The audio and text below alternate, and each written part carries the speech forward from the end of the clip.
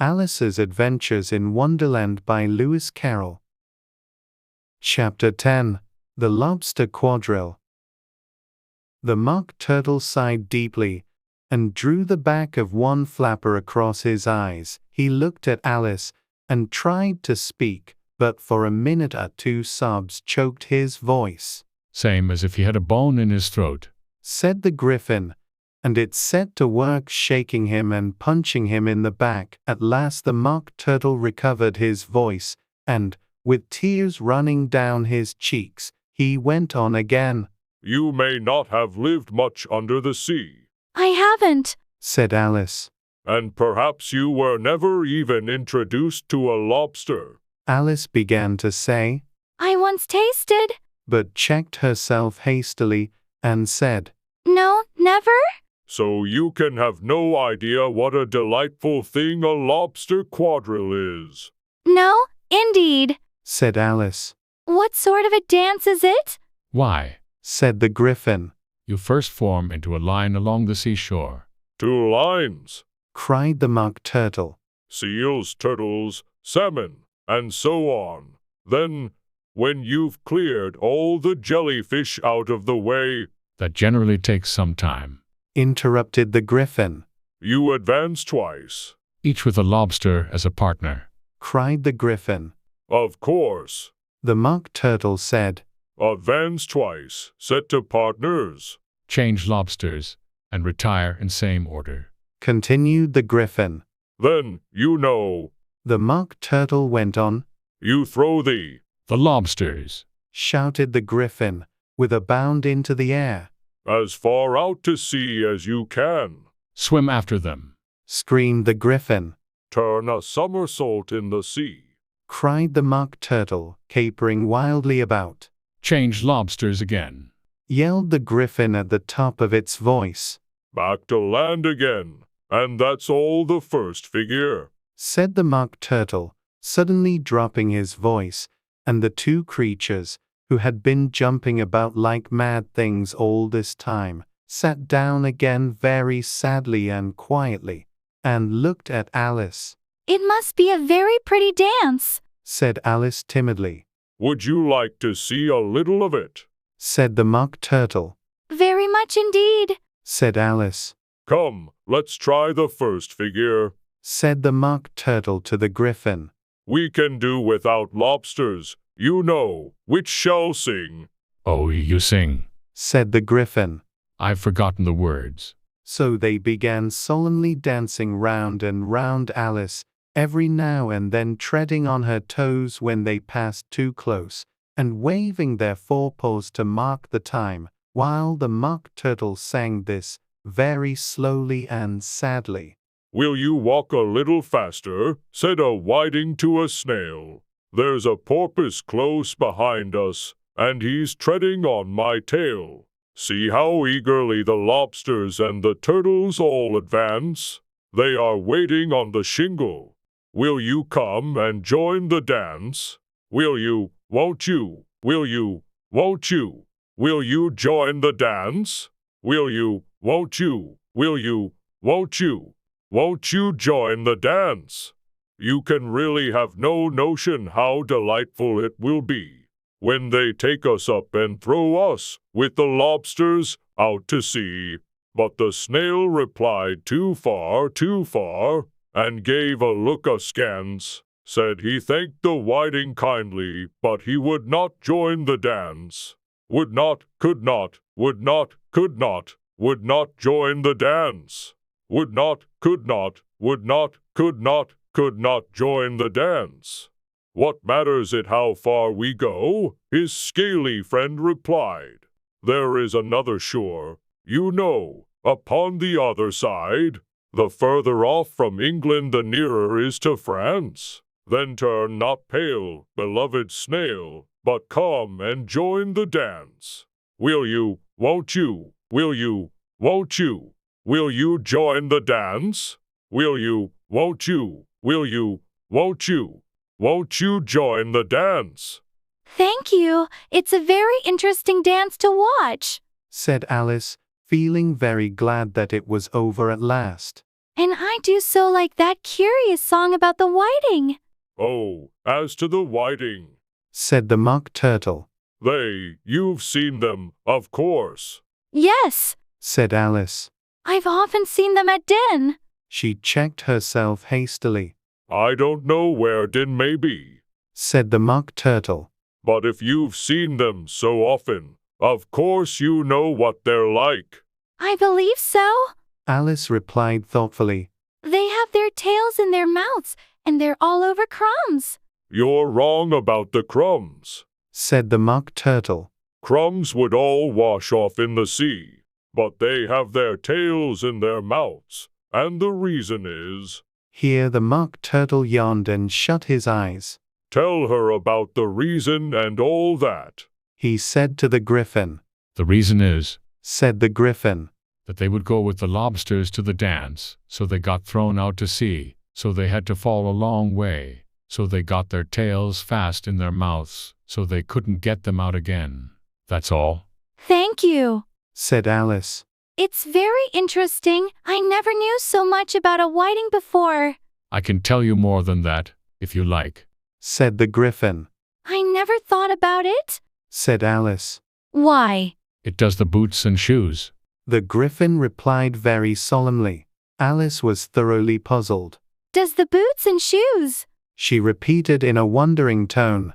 Why, what are your shoes done with? Said the Griffin.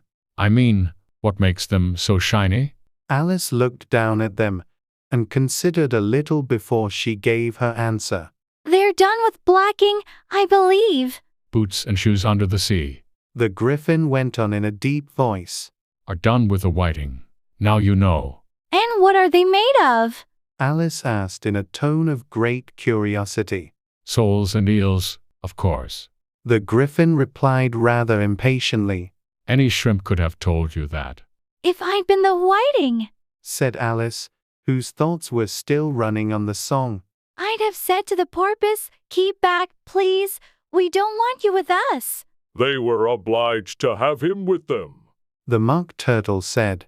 No wise fish would go anywhere without a porpoise. Wouldn't it really? Said Alice in a tone of great surprise. Of course not. Said the Mock Turtle. Why, if a fish came to me and told me he was going a journey, I should say with what purpose? Don't you mean purpose? Said Alice. I mean what I say.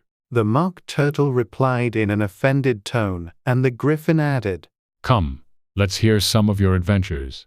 I could tell you my adventures, beginning from this morning.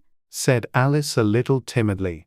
But it's no use going back to yesterday, because I was a different person then. Explain all that. Said the Mock Turtle. No, the adventures first. Said the Griffin in an impatient tone. Explanations take such a dreadful time. So Alice began telling them her adventures from the time when she first saw the white rabbit. She was a little nervous about it just at first. The two creatures got so close to her, one on each side, and opened their eyes and mouths so very wide, but she gained courage as she went on. Her listeners were perfectly quiet till she got to the part about her repeating, "You are old, Father William," to the caterpillar, and the words all coming different. And then the Mock Turtle drew a long breath and said, That's very curious. It's all about as curious as it can be.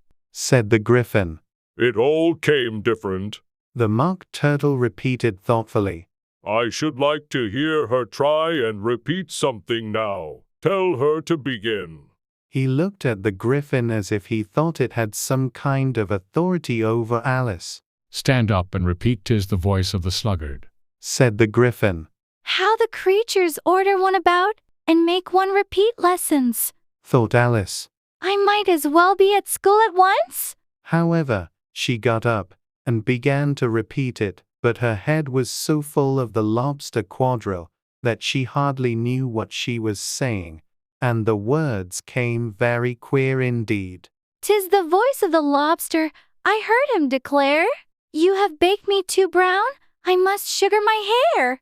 As a duck with its eyelids So he with his nose trims his belt and his buttons and turns out his toes. When the sands are all dry, he's gay as a lark, and will talk in contemptuous tones of the shark. But when the tide rises and sharks are around, his voice has a timid and tremulous sound.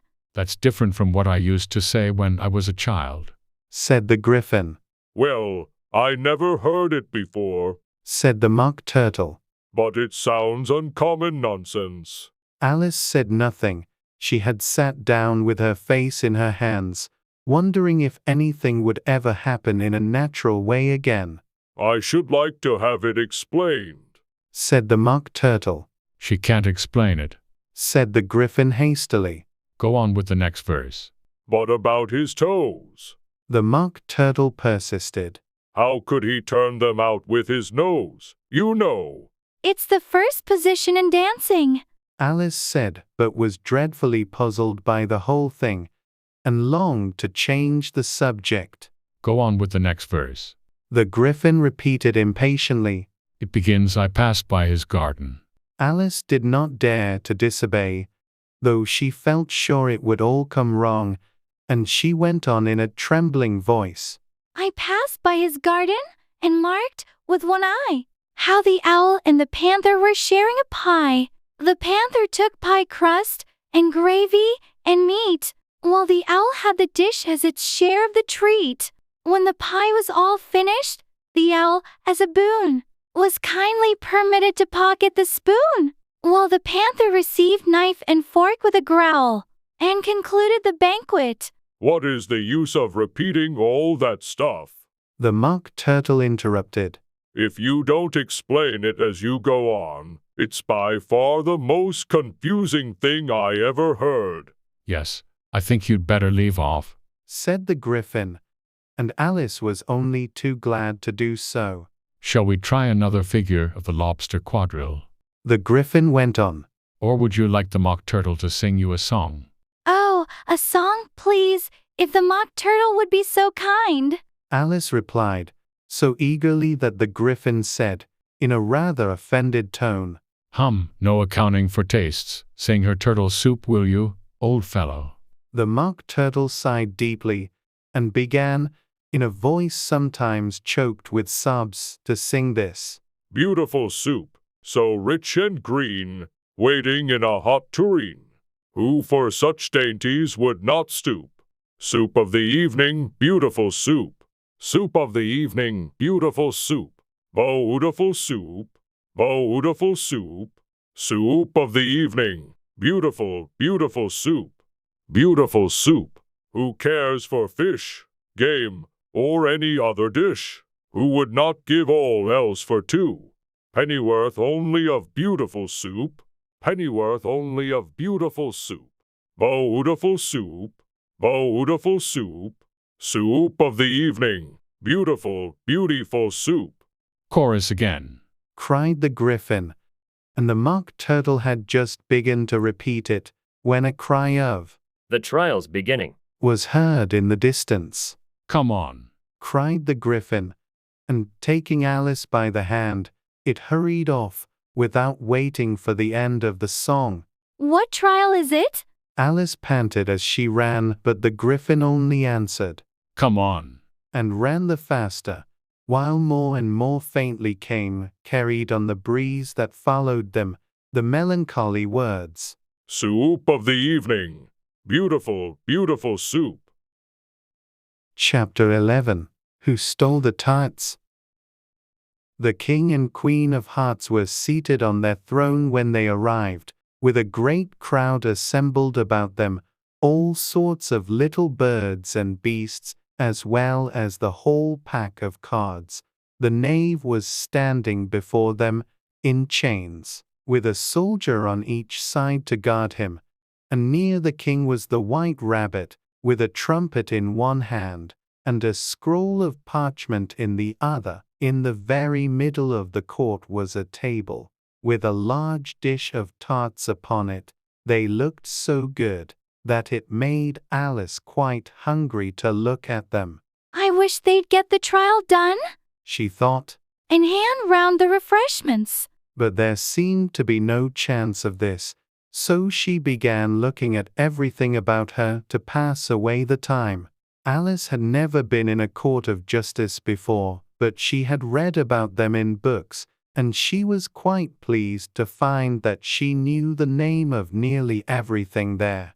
That's the judge, She said to herself. because of his great wig. The judge, by the way, was the king, and as he wore his crown over the wig, look at the frontispiece if you want to see how he did it. He did not look at all comfortable, and it was certainly not becoming. And that's the jury box. Thought Alice. And those 12 creatures? She was obliged to say creatures, you see, because some of them were animals, and some were birds. I suppose they are the jurors. She said this last word 2 or 3 times over to herself, being rather proud of it, for she thought, and rightly too, that very few little girls of her age knew the meaning of it at all. However, jurymen would have done just as well. The 12 jurors were all writing very busily on slates. What are they doing? Alice whispered to the griffin. They can't have anything to put down yet before the trial's begun. They're putting down their names, The griffin whispered in reply. for fear they should forget them before the end of the trial. Stupid things! Alice began in a loud, indignant voice, but she stopped hastily, for the white rabbit cried out. Silence in the court. And the king put on his spectacles and looked anxiously round to make out who was talking. Alice could see, as well as if she were looking over their shoulders, that all the jurors were writing down stupid things on their slates, and she could even make out that one of them didn't know how to spell stupid, and that he had to ask his neighbor to tell him. A nice muddle their slates'll be in before the trial's over. Thought Alice. One of the jurors had a pencil that squeaked. This, of course, Alice could not stand, and she went round the court and got behind him, and very soon found an opportunity of taking it away. She did it so quickly that the poor little juror, it was Bill, the lizard, could not make out at all what had become of it, so, after hunting all about for it, he was obliged to write with one finger for the rest of the day, and this was of very little use, as it left no mark on the slate. Harold, read the accusation, Said the king. On this the white rabbit blew 3 blasts on the trumpet, and then unrolled the parchment scroll, and read as follows. The Queen of Hearts, she made some tarts, all on a summer day. The Knave of Hearts, he stole those tarts, and took them quite away. Consider your verdict. The king said to the jury. Not yet, not yet. The rabbit hastily interrupted. There's a great deal to come before that. Call the first witness, Said the king, and the white rabbit blew 3 blasts on the trumpet, and called out. First witness. The first witness was the hatter. He came in with a teacup in one hand and a piece of bread and butter in the other. I beg pardon, Your Majesty, He began. for bringing these in, but I hadn't quite finished my tea when I was sent for. You ought to have finished. Said the king. When did you begin? The hatter looked at the March Hare, who had followed him into the court, arm in arm with the Dormouse. 14th of March, I think it was. He said. 15th. Said the March Hare. 16th. Added the Dormouse. Write that down. The king said to the jury, and the jury eagerly wrote down all 3 dates on their slates, and then added them up, and reduced the answer to shillings and pence. Take off your hat. The king said to the hatter. It isn't mine. Said the hatter. Stolen. The king exclaimed, turning to the jury, who instantly made a memorandum of the fact. I keep them to sell. The hatter added as an explanation. I've none of my own. I'm a hatter. Here the queen put on her spectacles, and began staring at the hatter, who turned pale and fidgeted. Gave your evidence. Said the king. And don't be nervous, or I'll have you executed on the spot. This did not seem to encourage the witness at all. He kept shifting from one foot to the other, looking uneasily at the Queen, and in his confusion he bit a large piece out of his teacup instead of the bread and butter. Just at this moment Alice felt a very curious sensation, which puzzled her a good deal until she made out what it was. She was beginning to grow larger again, and she thought at first she would get up and leave the court, but on second thoughts she decided to remain where she was as long as there was room for her. I wish you wouldn't squeeze so. Said the Dormouse, who was sitting next to her. I can hardly breathe. I can't help it. Said Alice very meekly. I'm growing. You've no right to grow here. Don't talk nonsense. Said Alice more boldly. You know you're growing too. Yes, but I grow at a reasonable pace. Said the Dormouse. Not in that ridiculous fashion. And he got up very sulkily and crossed over to the other side of the court. All this time the Queen had never left off staring at the Hatter, and, just as the Dormouse crossed the court, she said to one of the officers of the court, Bring me the list of the singers in the last concert. On which the wretched Hatter trembled so that he shook both his shoes off. Gave your evidence. The King repeated angrily. Or I'll have you executed, whether you're nervous or not. I'm a poor man, Your Majesty. The Hatter began, in a trembling voice. And I hadn't begun my tea, not above a week or so, and what with the bread and butter getting so thin, and the twinkling of the tea. The twinkling of the what? Said the King. It began with the tea. Of course twinkling begins with a T. Said the King sharply. I'm a poor man. The Hatter went on. And most things twinkled after that, only the March Hare said. I didn't. The March Hare interrupted in a great hurry. You did. Said the Hatter. I deny it. Said the March Hare. He denies it. Said the King. Leave out that part. Well, at any rate. The Dormouse said. The Hatter went on, looking anxiously round to see if he would deny it too, but the Dormouse denied nothing, being fast asleep. After that, Continued the Hatter, I cut some more bread and butter. But what did the Dormouse say? That I can't remember. You must remember. remarked the King. Or I'll have you executed. The miserable Hatter dropped his teacup and bread and butter, and went down on one knee. I'm a poor man, Your Majesty. He began. You're a very poor speaker. Said the King. Here one of the guinea pigs cheered, and was immediately suppressed by the officers of the court. As that is rather a hard word, I will just explain to you how it was done. They had a large canvas bag, which tied up at the mouth with strings. Into this they slipped the guinea pig, head first, and then sat upon it. I'm glad I've seen that done. Thought Alice. I've so often read in the newspapers, at the end of trials, there was some attempts at applause, which was immediately suppressed by the officers of the court, and I never understood what it meant till now. If that's all you know about it, you may stand down. Continued the King. I can't go no lower. Said the Hatter. I'm on the floor, as it is. Then you may sit down. The King replied. Here the other guinea pig cheered, and was suppressed. Come, that finished the guinea pigs. Thought Alice. Now we shall get on better. I'd rather finish my tea. Said the Hatter, with an anxious look at the Queen, who was reading the list of singers. You may go.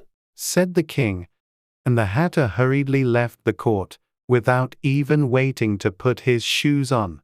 And just take his head off outside.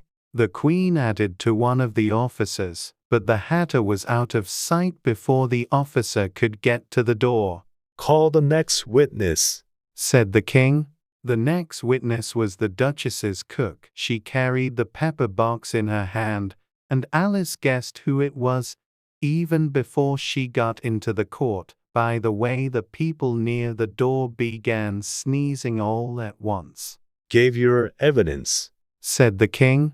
Shan't, Said the cook. The king looked anxiously at the White Rabbit, who said in a low voice, Your Majesty must cross-examine this witness. Well, if I must, I must. The king said, with a melancholy air, and, after folding his arms and frowning at the cook till his eyes were nearly out of sight, he said in a deep voice, What are tarts made of? pepper mostly. Said the cook. Treacle. Said a sleepy voice behind her.